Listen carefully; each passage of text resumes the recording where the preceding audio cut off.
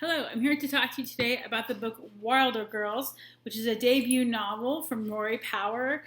It is a very creepy, haunting read about this island with a school for girls on it, and it's been 18 months since this disease took effect called the tox, and all but two of the teachers have died, and it has slowly infected many of the girls living there if it hasn't killed the girls. So one girl has a second spine that protrudes from her body. Another girl has Hetty has an eye that suddenly has closed and is just diseased and sometimes like leaks. Other people have disfigurements on their arms or they can't walk right. So it's basically this very odd pandemic in a world of pandemics right now. But a science fiction-y pandemic, and they're waiting on the military to give them the cure. They've been told that they're going to get a cure.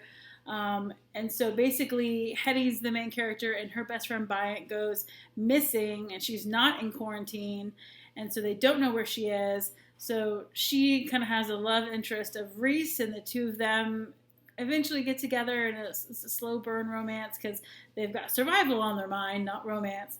But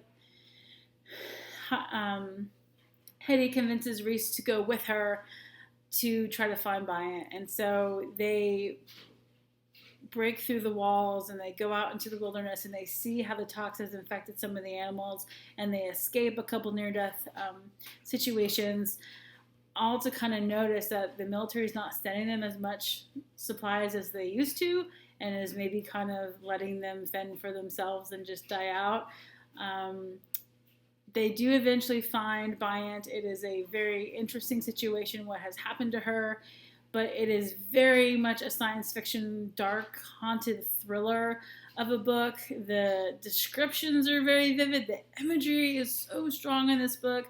Not just what the infections look like, but some of the smells of what they look like that really puts you in the mindset of what this pandemic has done to them and how it's infected them and how serious it is.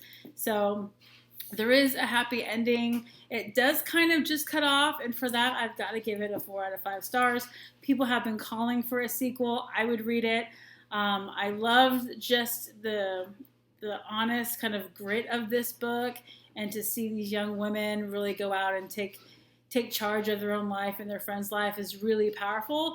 But I want to know what happens after that. So check it out. It's a great read.